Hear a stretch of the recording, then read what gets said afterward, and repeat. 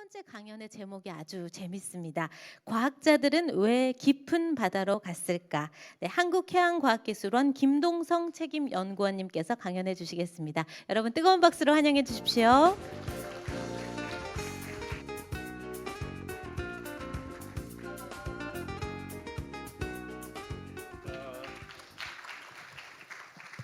예, 안녕하십니까. 한국해양과학기술원의 김동서입니다. 포인터. 죄송합니다. 포인터가 여기 없어서. 예, 제가 오늘 말씀드릴 내용은 과학자들은 왜 깊은 바다로 갔을까입니다. 사실 이 제목은 지금 제가 들고 있는 이 책의 제목과 똑같습니다. 그래서 지금 교보문고에서 2만 원에 팔고 있는 책인데 사라는 말씀은 아니고요. 세션 2까지 점심도 드시고 날씨도 나른하고 그래서 졸리실 것 같아서 제가 이번 이 세션의 시작은 퀴즈로 상품 주는 것부터 시작을 할까 합니다. 그래서 제가 책을 한 10권 가까이 가져왔으니까 가까운 답을 해주시면 정답은 아닙니다. 정답도 좋은데 가까운 답도 드립니다. 그러니까 서슴없이 이걸 하기 전에 반드시 알아야 될 몇 가지 기본 사항이 있어서 그 질문을 드리겠습니다. 제가 제목이 깊은 바다로 갔을까 그러고 그 서브타이틀이 극한환경 심해비 열수 생태계의 비밀입니다. 근데 심해라는 단어가 나와요. 자, 그러면 여기 이제 해양 클러스터에 계신 직원분들도 계시겠지만 뭐 일반 분들 중에서 말씀해 주시면 더 좋고요. 심해는 몇 미터부터 심해일까요? 두 분이 같이 200m. 두 분께 책 드리죠. 저기 여성분과 여기 앞에 남성분. 네, 맞습니다. 심해는 200m입니다. 뭐 200m 그렇다고 꼭 정답이냐? 또 그렇지도 않아요. 그러니까 과학자들이 그냥 연구를 편히 하기 위해서 서로 약속을 했죠. 심해는 200m로 하자. 그 이유는 빛이 도달하는 수심이 200m가 평균입니다. 그런데 그럼에도 불구하고 여러분들 여행을 이제 아까 발표도 나왔지만 우리나라 여행이 세계 10위 안에 들잖아요.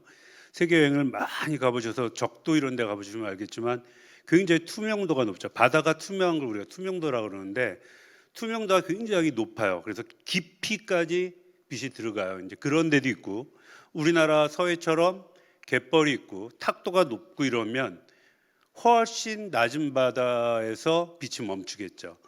하지만 평균은 200m입니다. 그래서 대답을 잘해 주셨고요. 오늘 여러분들이 알아야 될 단어 중에 심해와 열수 생태계라는 이 두 단어만 알고 돌아가시면 저는 이 30분에 충분하다고 생각을 합니다. 자, 그러면 그 다음 질문을 할게요. 달에 발자국을 남긴 사람이 몇 명이나 될까요? 가까우면 드립니다. 몇 명이나 될까요? 막 얘기해 보세요. 예.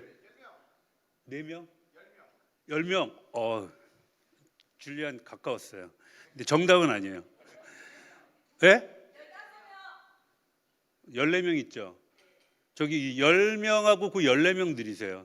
정답은 12명인데 예, 평균점이니까. 근데 줄리안은 제가 주려고 요거 사인한 게 있는데.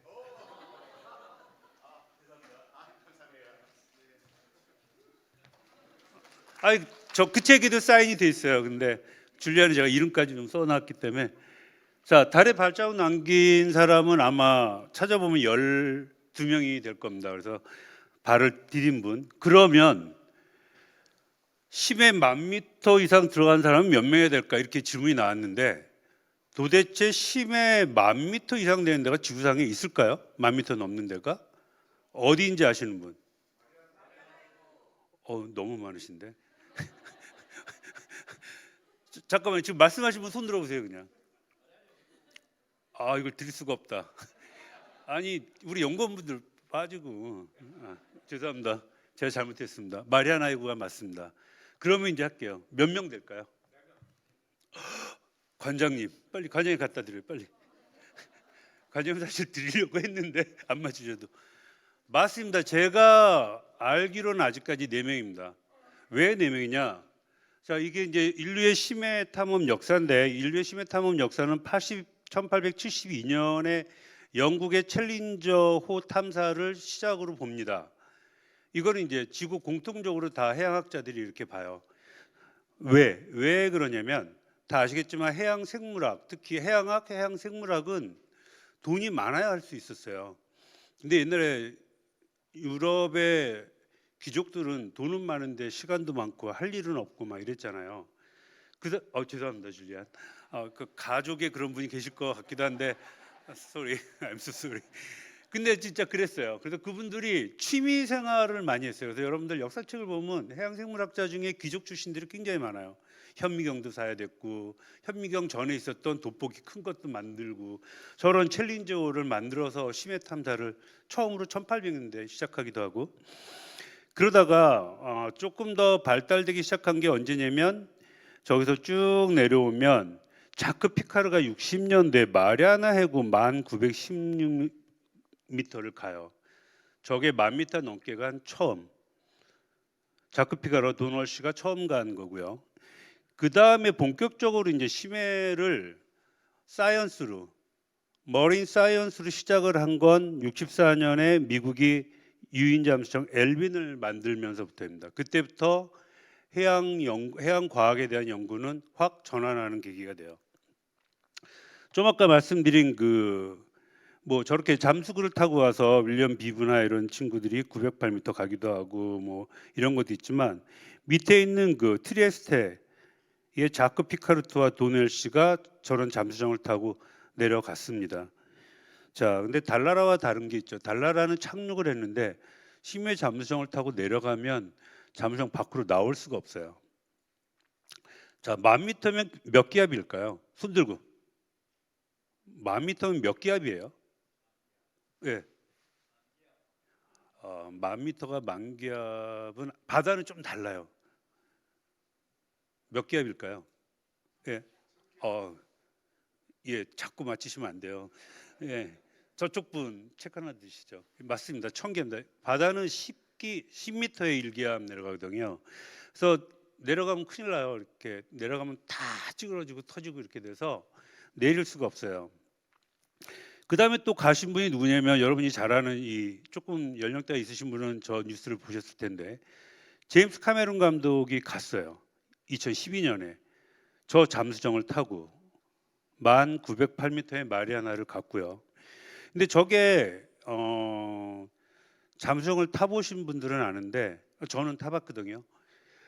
저는 저보다 훨씬 큰 걸 탔는데 굉장히 괴로워요. 힘들고. 그리고 저는 가봤자 2000m, 3000m 이런 데를 갔었는데도 끝없이 내려갔다가 끝없이 올라와요. 이렇게 스크루식으로 내려왔다가 나중에는 웨이트를 떨어뜨리고 이렇게 자기 부력으로 뜨거든요. 몇 시간 걸려요. 내려가는데 몇 시간, 3000m도. 근데 1000m를 저렇게 갔다는 건 혼자서 움직일 공간도 없이 저는 이제 3명이 타는 2인자 좀 이따 나올 거예요. 그래서 참 저는 저분이 저러고 내려왔을 때 정말 대단하다. 앞에 트리에스테는 컸어요. 그래서 공간이 좀 넓었어요. 근데 이분은 딱 봐요 지금 혼자밖에 공간이 거의 안 보이잖아요. 그래서 저는 진짜 굉장히 존경스러웠어요. 저렇게 내려갔다는 거에 대해서. 그 다음에 또 2019년에 이 탐험가 빅터라는 분이 내려가요. 더 깊게 뭐 기록 세우는 것도 아닌데 1928 거의 지구에 1000m 조금 안 되는 이게 직접 내려가는 것도 그렇지만 인류가 이제 기계를 자꾸 발전시키잖아요. 측량 기계, 측심 기계. 그러면서 수심의 뎁스가 조금씩 레인지가 달라져요. 오차 범위가 이제 줄어드는 건데 그래서 현존하는 인간이 만든 기계로 측량한 건 1928m예요. 나중에 또 바뀔 수도 있어요. 저거 나중에 더 정밀한 기계가 발달되면. 어쨌든 이렇게 갔어요. 그래서 제가 알기로는 이렇게 4분이 1000m 이상을 갔어요. 그러면 이렇게 과학 탐사용 심해 유인 잠수정은 어느 나라가 갖고 있나 이렇게 보면 미국, 프랑스, 그다음에 러시아, 일본, 독일 이렇게 5나라가 갖고 있어요. 중국이 제일 마지막에 합류를 했고요. 저렇게 프랑스 노틸이 있고 가장 처음 만들어진 엘빈이 지금 밑에 왼쪽에 있는 빨간 겁니다. 저거는 이제 HOV라고 저희가 보통 불러요. Human Operated Vehicle. 그래서 맨이 오퍼레이팅을 한다는 HOV고, 이걸 좀 알아두실 필요가 있어요. 잠수정은 크게 세 가지가 나누는데 HOV, ROV, AUV. 근데 이제 HOV가 유인 잠수정이에요. 그리고 이제 짜오룽이 원래는 일본의 앞에 있던 신카이 6500이라는 오른쪽 밑에 있는, 제가 저거를 한 3번 탔는데, 저게 원래 신카이는 심해라는 뜻이고 6,500m까지 내려간다는 의미예요. 그래서 전 세계 가장 깊게 내려가는 유인 잠수정이었는데 일본과 중국의 경쟁에서 일본이 졌어요. 그래서 중국이 짜오롱을 만들어서 7,062m를 내려갔어요. 그래서 현존하는 지구에서 가장 깊게 내려가는 잠수정은 저 짜오롱입니다. 그 외에 이건 이제 ROV들이에요. ROV들이 리모트 하는 거. 줄이 달렸고 모선이 있고, 모선에서 잠수정을 태워가지고 목적지까지 몇백 킬로를 가서 그 안에서 내려주는 거예요. 그리고 줄이 달려 있어요. 동력과 통신 뭐 이런 걸 할 수 있는 여러 가지. 그래서 줄 달린 그 잠수정이다. 하지만 사람 타지 않는다. 그래서 리모트로 한다 해서 ROV라고 표현을 하고, 대한민국은 요 밑에 저희 연구원 부설로 있는 대전에 있는 선박 연구소랑 저희가 같이 만든 해미레라는 제일 밑에 왼쪽에 있는 그 잠수정이 포인터가 안 돼요. 이 표시가. 그래서 하여튼 제일 왼쪽에 있는 게 우리나라에서 만든 거고 아직도 현존하고 있습니다. 오래됐지만 너무 오래돼서 기능은 많이 떨어져 있어요. 자, 그러면 이런 심해에 연구를 하러 가는데 심해는, 자 이제 또 질문인데요. 다 아시겠지만 바다는 지구의 70%예요. 바다가 지구의 70%는 많이 들으셨죠. 지구 표면 70%. 그러면 심해는 바다의 몇 프로일까요? 자, 바다가 지구의 70%인데 그럼 그 중에서 도대체 아까 얘기한 200m 이하 심해라고 그러는데 몇 퍼센트 정도 될까요? 심해. 네. 예? 좀 더 쓰시죠. 또 다른 분. 예. 그냥 갖다 드리세요. 빨리 책 갖다 드리세요. 몇 분 남았죠? 예? 네. 93%입니다. 93%. 현재까지 측량된 기술로는 93%가 심해요. 그 얼마나 심해가 중요한지 아시겠죠? 지구의 70%가 바다.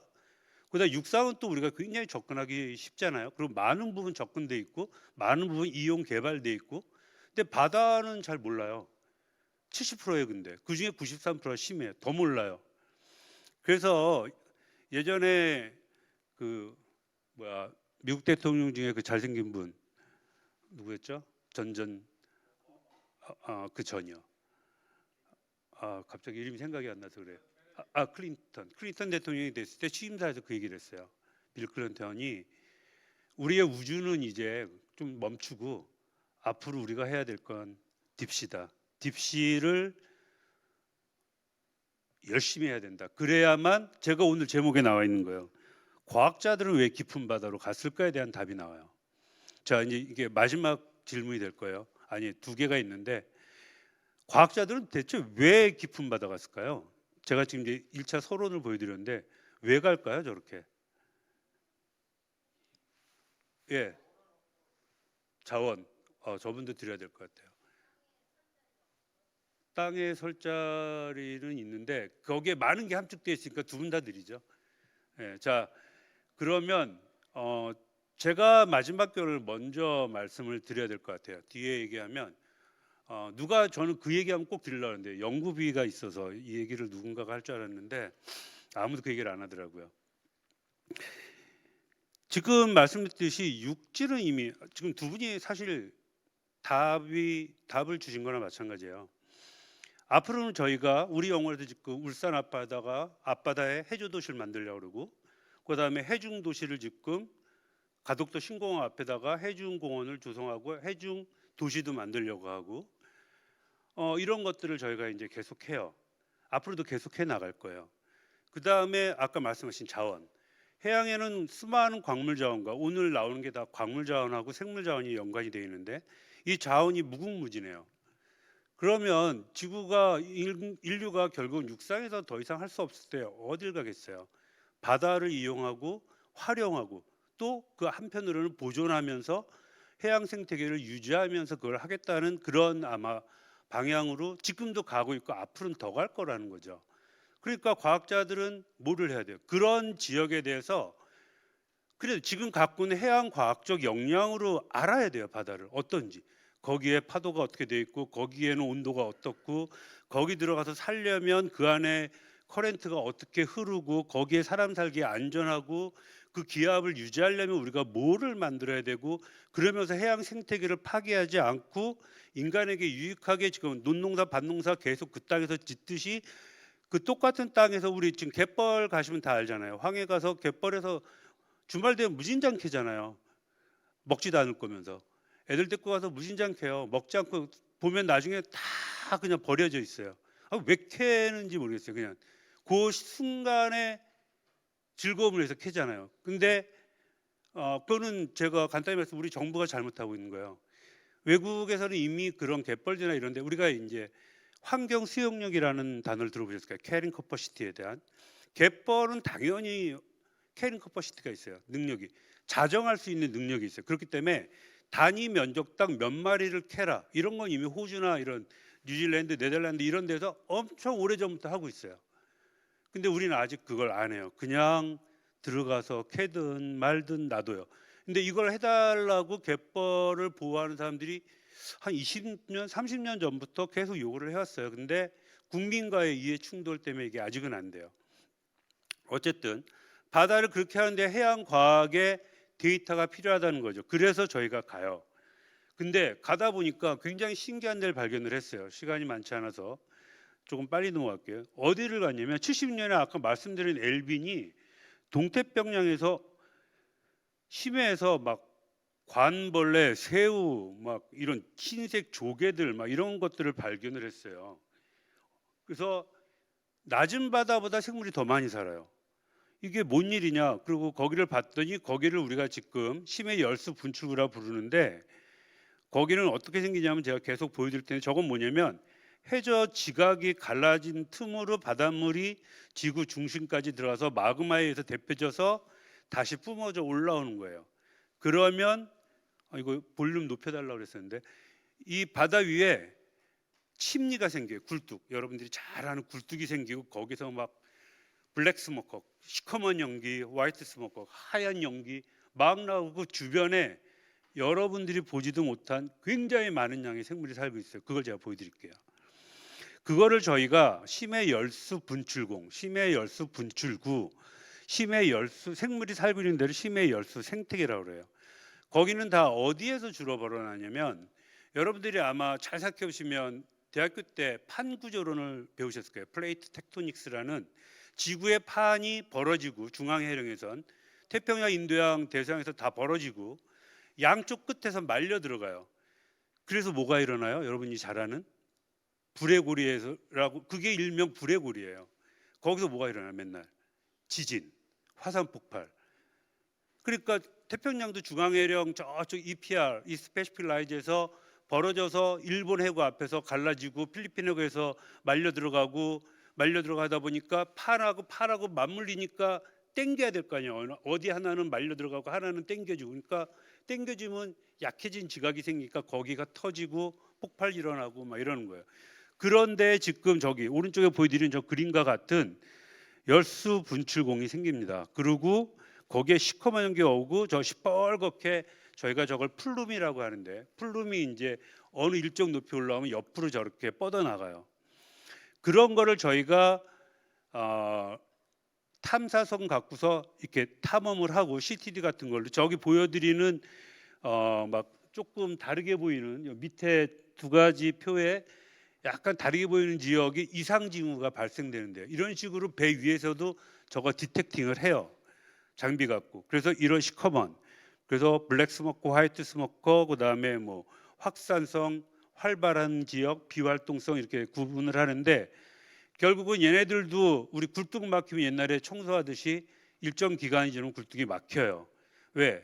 화학 성분이 많이 함유된 연기가 오니까 계속 그게 옆에서 침전돼서 결국 막아버리게 되는데, 이런 열수를 지구 안에 들어가서 지구 안에 마그마와 암석에 섞여 있는 구리, 니켈, 철, 아연, 납, 금, 은 뭐 이런 것들을 다 포함시켜 가지고 올라와요. 그리고 마그마부터 저 위에 올라오는 데까지 그 수백 킬로, 수천 킬로를 광상을 만들어요. 여러분들이 잘 아는 그 우리 뭐 금광산, 석탄광산처럼 광상을 만들어요. 그래서 저기에 뭐가 있냐면 광물 자원이 있어요. 그래서 지금 전 세계에서 저거를 열수 광상이라고 그래요. 저거를 캐기 위해서 많이 노력들을 하고 있어요, 한편에선. 근데 저는 이제 그 주변에 살고 있는 생물을 얘기할 텐데, 그래도 이게 지금 EPR이에요. 태평양의 한가운데, 그다음에 저쪽 오른쪽에 대서양의 한가운데, 왼쪽에는 말려 들어가는데, 이런 데서 저런 열수 지역이 수백 군데 발견된다는 거죠. 그래서 이런 지역에 저렇게 갈라지는 판에서 저 야구공 같은 지역에서 많이 발견된다. 거기에 쉽게 얘기하면 새로운 지구 표면이 만들어지고 있다. 그렇게 보시면 돼요. 1년에 1, 2cm 보통, 또 때로는 2, 3cm 새롭게 만들어지고 말려 들어가고, 그래서 그 1, 2cm, 2, 3cm가 화산과 여러 가지 지진을 일으키죠. 근데 아까 말씀드린 70년에 처음 EPR에서 발견됐는데, 이제 대한민국은 그럼 언제부터 했냐? 대한민국은 이런 인도양을 정부 과제로 한 게 2017년이에요. 제가 이 과제의 책임자로 지금 올해까지 하고 있는데, 저희는 인도양 가서 했어요. 왜? 태평양은 너무 많이 했어요, 다른 나라들이. 그래서 틈새가 없었어요. 가봤자 논문도 못 쓸 것 같고 새로운 것도 발견 못할 것 같고. 그래서 간단히 말씀드리면, 아직까지 그 나라들이 눈독을 들이지 않은 인도양을 저희들은 목표로 해서, 선진국들이 인도양까지 발을 못 뻗었어요. 왜? 나라 앞에도 굉장히 많았기 때문에. 그래서 인도양을 가서 저희가 했는데, 저렇게 말씀드렸듯이 1년은 못 갔는데, 왜? 코로나 때문에 못 갔고, 저게 위에 있는 탐사자들을 데리고, 저희 연구팀이 대략 한 100명 정도 되는데 도와주시는 분까지 한 150명 정도 될 거예요.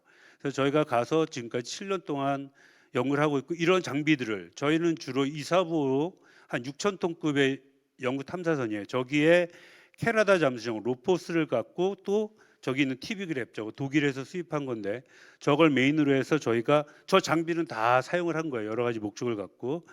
일단 먼저 가면 이렇게 멀티빔 소나로 해저 지형을 그려요. 배 위에서 빔을 쏴서 해저 지형을 만들어서 어디에 저런 애들이 있을까라는 걸 일단 탐험을 하고, 또 이거는 저희가 CTD인데 저 바틀에다가 물을 담아요. 그래갖고 버티컬하게 수직적으로 내려가면서 표층부터 몇천 미터까지 일정 수심에서 계속 저 바틀을 닫을 수가 있어요. 위에서, 배 위에서. 그래서 거기 있는 해수를 채취해서 화학적 이상 현상 또는 화학적 특성을 밝혀내는 그런 장비, 심지어는 물속에 있는 식물 플랑크톤, 동물 플랑크톤 같은 펠라직한 생물들을 잡아내는 도구로 활용합니다.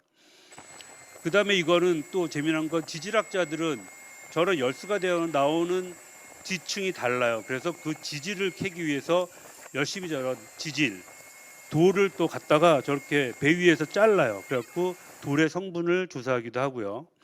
이거는 밑에 카메라가 달렸어요. 그래서 저렇게 내려서 쭉 내려서 배를 천천히 1, 2노트로 달려요. 달리다가 배 위에 있는 모니터 룸이 있는데 거기서 보고 괜찮은 데 있으면 내려, 그래갖고 내려가지고 팍 찍어요. 그래서 거기는 생물이나 기타 여러 가지 암석을 갖고 올라오는 TV 그랩이라는 거고요. 그다음에 이건 뭐 멀티플 코어 퇴적물 채집하는 거, 이거는 이제 수충을 또 이것도 버티컬하게 잡는 여러 가지 생물을 잡는 망이 되겠고요. 저희들이 주로 사용한 루포스 무인 잠수정입니다. 이게 주로 이제 3,500m, 뭐 잘하면 4,000m까지 커버가 되는데 굉장히 파일로트들이 잘해요. 그래서 저희가 주로 저걸로 많은 생물을 잡아왔고, 저희가 아주 운이 좋게 여기서 대한민국만의 열수 지역을 일단 3군데를 발견, 17년에 한 군데, 그 다음에 20년인가 19년인가, 제가 연도도 이제 잊어먹었어요. 죄송합니다. 20년인가 19년도에 2군데 발견해서 3군데를 발견을 했어요. 그래서 온누리, 온바다, 온나래라는 데인데, 저렇게 생물이 많아요. 저렇게 많은 거 낮은 바다에서 잘 못 보시잖아요. 저 잠수정들은 매니플레이터라는 로봇팔이 2개가 있어요. 그리고 앞에 생물들을 넣을 수 있는 박스가 있어요. 거기다 저렇게 이제 채집을 하는 거고, 그리고 저 온누리는 대략 한 2,000m 정도 돼요. 그리고 아까 같이 침리가 없죠. 저렇게 이렇게 확산성이에요.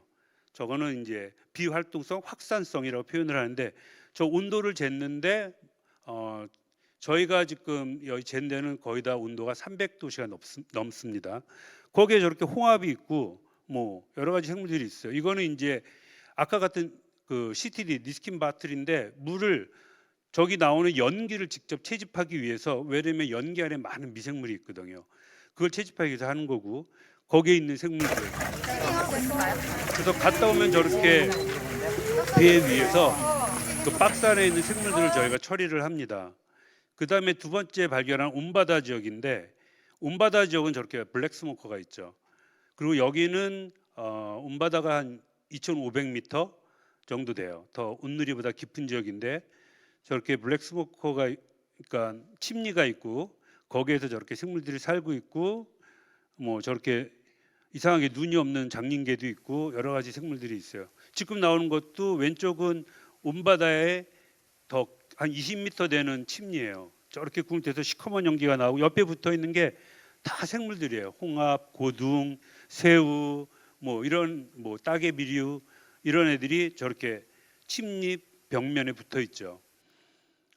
자, 이런 거를 저희가 나중에는 3D 모델링을 연구실에서 이렇게 해서 재현을 합니다. 거기에 어떤 생물이 몇 마리 살고 있는지 저희는 이런 걸 알아야 돼요. 그다음 크기는 어떻게 되는지 이런 거를 사이언티픽하게 데이터를 가져야만 저기에 유생이 얼마나 있고 어덜트가 얼마나 있고 주베나일은 얼마나 있고 성장기가 얼마나 되고 앞으로 얼마 뒤에 저게 닫힐 것 같고 그러면 어디로 이동할 것 같고 이런 것들을 저희는 이제 과학적으로 연구하는 거고요. 그다음에 세 번째 발견한 온날에 가장 깊은 데인데 3,000m 정도 되는, 여긴 침리가 또 좀 달라요. 이렇게 좀 다르게 좀 낮고 뚱뚱해요. 아까는 옴바다는 중세성처럼 저런 게 한 7개가 20m 되는 게 7개가 딱딱딱딱 중세 성벽처럼 돼 있고, 여기는 굉장히 랜덤하게 이렇게 돼 있어요.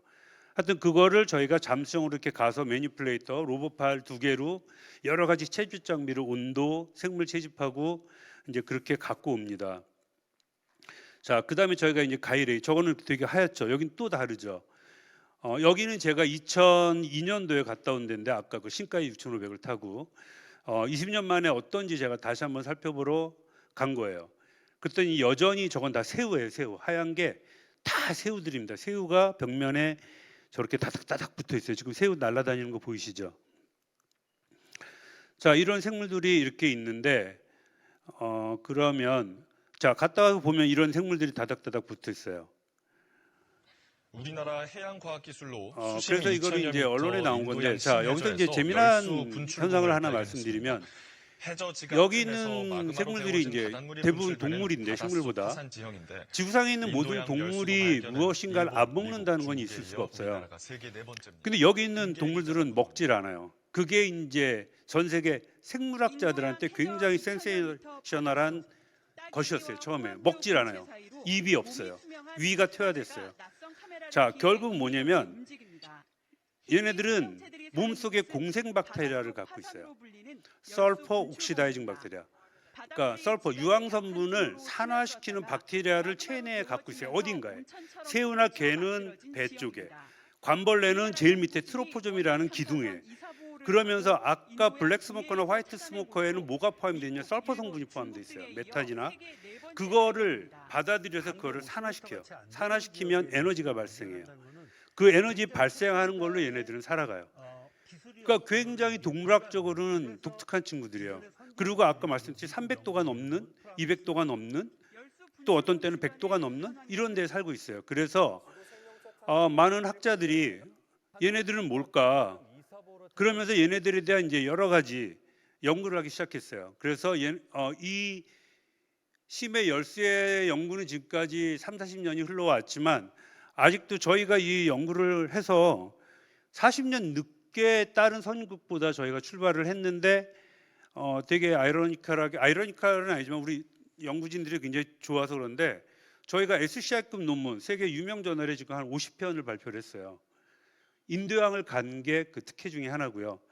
그래서 이제 그만큼 아직까지도 연구할 부분이 굉장히 많다. 그게 이제 심해 열수구다라는 그런 내용이고, 제가 이제 부록으로 여러 가지 내용을 넣어놨는데 시간이 많지 않아서 그 탐험을 하는 데는 사실 뭐 여러 가지 뭐 그렇게 연구만 죽어라고 하는 게 아니라 연구를 하면서도 여러 가지 뭐 바베큐 파티도 하고 여러 가지 회의도 하고 뭐 이런 모임도 갖는다라는 말씀을 드리고 싶고, 제가 여기서 이제 마지막으로 말씀드리고 싶은 거는 여기 있는 많은 생물들이 거기서 이제 그 자료집을 보면 아실 거예요. 그래서 딱 두 가지만 빨리 말씀드릴게요.